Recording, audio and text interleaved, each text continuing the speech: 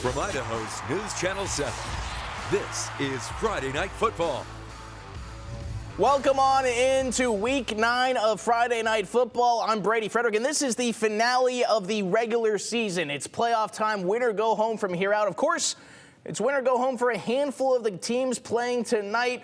We've got some awesome matchups we've got to show you. Of course, some teams are trying to make the playoffs. Some teams are trying to get better seeding in the playoffs. Well, two teams who have been the top dogs all season long were playing for a Southern Idaho Conference championship. The Rocky Mountain Grizzlies, a perfect 8-0 on the year. The Eagle Mustangs, 7-1 with their lone loss coming from outside the state.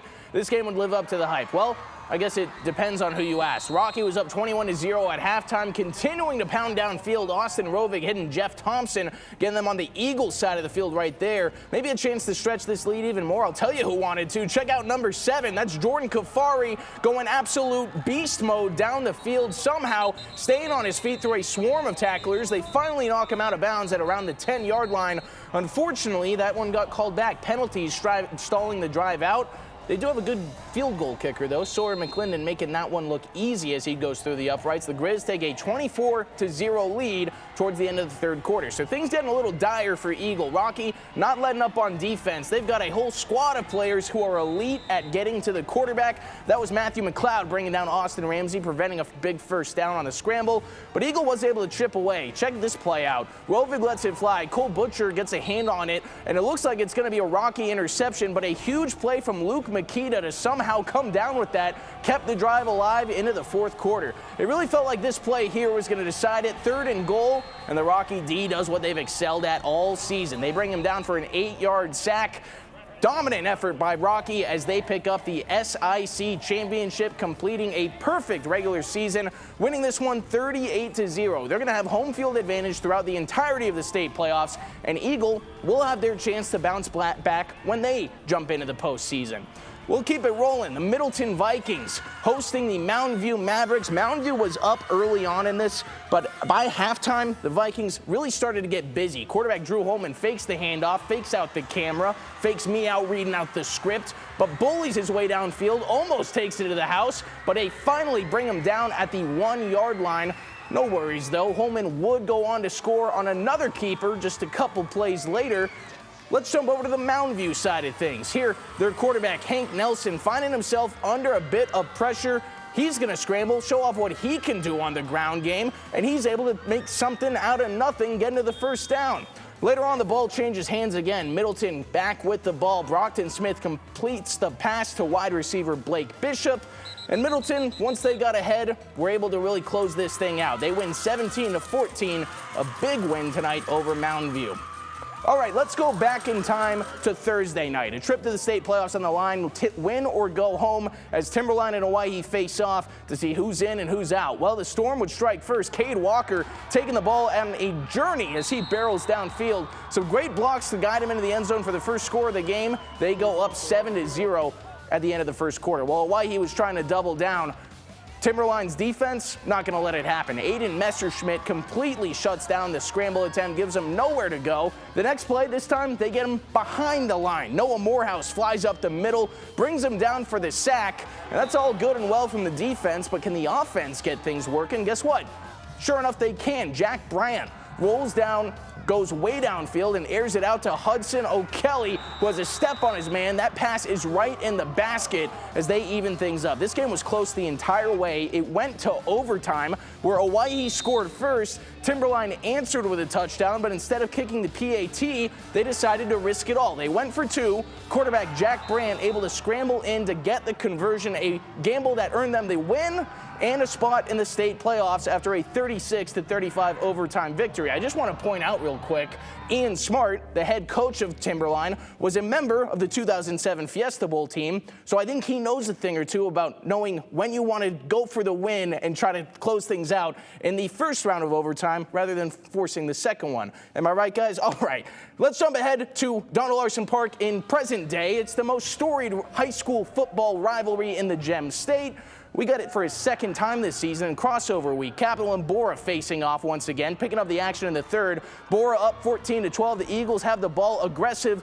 Quarterback Braden Dudley avoids the sack. He's able to hit Jack Smith, who goes on to make a couple guys miss for a big pickup. Later on, Braden Dudley finds his running back, Xander Grove, for more positive yards. And then on the very next play, they throw the pass, a screen pass to the running back, Marcellus Clay, making a little bit of magic on his feet as he runs away from all of the defenders and gets on the board with a touchdown. Now, Capital did miss the extra point, so the Eagles take an 18-14 lead. Bora on offense, trying to get back on top. Quarterback Dylan Lukengay hits his wide receiver Logan Yoder on a nice comeback route to the sideline. That's about all they were able to do, as their next two passes would fall incomplete. Capital, on the other hand, really firing on all cylinders into the third, especially our man Marcellus Clay, who proved to be the most difficult to tackle all night long. There's some evidence for you on another touchdown run.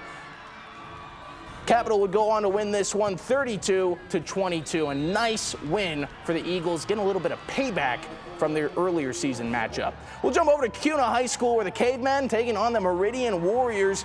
After the Cavemen's Jason Mills blocked the Warriors' punt, Cuna was looking to capitalize, and they had great field position to do so. Starting with a screen to wide receiver Carson Huddle, that's about a 6-yard gain. A few plays later, they're going to get the tight end involved. Colton Detheray catches the ball, and this time takes it into the end zone to put the Cavemen on top midway through the second quarter. The game still at 7-0 later on in favor of the Cavemen, but Meridian doing whatever they can to try to get back on top. Ezekiel Martinez looking to bring his team back. The snap isn't great, but due to some willpower and, of course, some great athleticism, Martinez refuses to give up and comes just a yard shy of the touchdown. So with a yard to go, the Warriors turn to their big running back, LeGarry Mitchell Jr. He goes over the top for a touchdown. Cuna thinks they forced a fumble and recovered it. Well, the refs think it was, in fact, a touchdown for the Warriors. After a missed PAT, the game is still 7-6. Cavemen. Later on, Cuna's on offense, looking to get back into the end zone. They're able to find Colton Detheray, this time over the middle, but he keeps fighting for yards, and they poke the ball free. Meridian is able to recover that one. A ton of swings. They would then go on to punch it into the end zone once again to retake the lead, but in the end, Cuna would have the last laugh in this one. They go on to win it 24-13. All right, let's jump over to Centennial High School. The Patriots still looking for their first win of the season as they host the Boise Brave. Boise was up 20-10 in the early second quarter, but check this one out. First play of the drive, Grant Spillman breaks to the outside, shows off the speed. Who does that remind you of? No one's going to come close to touching to touching Spillman. He's wide open down the stretch, torching everyone and going into the end zone. That gave Boise a 27-10 lead. Still very manageable for the Pats. They would get right back to work. Madden Henderson fakes the handoff, finds his tight end, Rowdy Sorensen, who certainly gets the crowd rowdy on this one, breaks to the sideline, flips the field position entirely before they finally get him down. Later on, Centennial going to work on the goal line. A couple run plays didn't work out, so they decide they're going to go through the air. Henderson rolls out, hits Tate Kennington, who's able to grab it through the defender's grasp and punch it in for the touchdown. This is a fun one, back and forth the entire way, but eventually the Brave would prevail. They go on to win this one 47-30. Heck of a fight from the Pats, though. All right, we're jumping over to Class 5A. The sun going down in Gem County as the Emmett Huskies host the Bishop Kelly Knights tonight. Look at this beautiful atmosphere. That's what you love about getting out into Emmett. All right. Emmett quarterback Ryder Sheeby hands the ball off to running back Lincoln Thane for the gain. Bishop Kelly would come out as strong as Ben Avella throws long and completes to wide receiver Luca Quilici. Later on, Avella going to show off what he can do not only with his arm, but with his feet. He keeps it for himself and then sneaks into the end zone for the game's first score. Bishop Kelly would pull away pretty big in this one, defeating Emmett 21-6, and they're still undefeated in Class 5A play. All right, over at Valley View High School, we've got the Falcons taking on the Nampa Bulldogs. Early on in the first play of the game, Cortez Hernandez takes it to the house on this explosive run, giving Nampa an early 7-0 lead. Valley View looking to respond, putting a really efficient drive together, using the ground and the air to push downfield. They would cap it off by giving it to their workhorse back, Onyx Carson, who gets in for the first score of the half. More on him in a bit. The missed PAT, though, would keep Nampa in front 7-6. So Nampa looking to keep that offensive momentum going, attempting to do so on the ground. Here on 4th and 4, the Falcons defense breaks through, forces a turnover on downs, and then the start of the second, Carson is back at it, powering through the Bulldog defense. On his 5th touch in a row, he finally gets rewarded with his 2nd touchdown of the half. Valley View's attempt for 2 is unsuccessful, so it's 12-7 now, and the Bulldogs start their 3rd drive of the game in a bit of a hectic way. Hernandez again breaking off in a huge run, called back for holding. The following play, Valley View gets a stop on 3rd, but an unsportsmanlike penalty gives Nampa new life.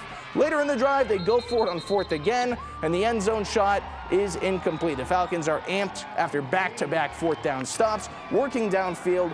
Valley View would go on to win this one 25-14. All right, as I catch my breath, let's take a look at the statewide scoreboard. How about Skyview coming in with the shutout tonight over Ridgeview, 21-0. Minico in a narrow one. They usually been hanging up points this season, but they just hold on 7-6 over Twin Falls. Fruitland bounces back in a big way with a 23-14 win over McCall. Homedale operating business as usual, 54-0 out on the road with a win over Coal Valley Christian. Kimberly also coming in with the shutout tonight, 49-0 over Gooding. Weiser hanging 70 on Payette. What an offensive explosion for the Wolverines. 70-13 as the final in that one. Marsing shuts out Parma 59-0. Some high scores coming in tonight. And Valley taking down Notice 58-22. All right, well, thank you so much for joining us. We are into state playoffs next season. I know a handful of teams, such as the Rocky Mountain Grizzlies, will be getting a bye. But, of course, we will have the latest updates, the brackets, everything for you on KTVB.com. If you missed the score tonight, check in on KTVB.com. We'll also have all of these highlights. Our team doing a great job. Zach Armstrong always has it going. I got to give a shout-out to our photographers, Austin Boyd, Paul Belke. Our 2 Boise State students, Moses and Ellie, have been helping us throughout the season. They are doing a tremendous job, getting better and better each week. And, of course, Carson Cloud, who was not only our producer on this show, he's not only the producer for Bronco Roundup Game Day earlier in the day, but he also went and shot a game on Thursday night for us. Kid is really a jack of all trades. So for Brady Frederick, thanks for joining us tonight. Of course, I want to remind you, if you're watching live, we will have a live stream of the Boise State post-game press conference. Let me check how this is going. Still 20-17, Boise State in the lead. Hopefully they can continue to pull ahead and take care of business in what they're calling, 23-17. And one of the biggest G5 games of the year, 5 years of the decade, we'll see. Anyways, we're going to stick to high school. We'll be right back at it with this next week. Thanks for tuning in to Friday Night Football. Have a great weekend.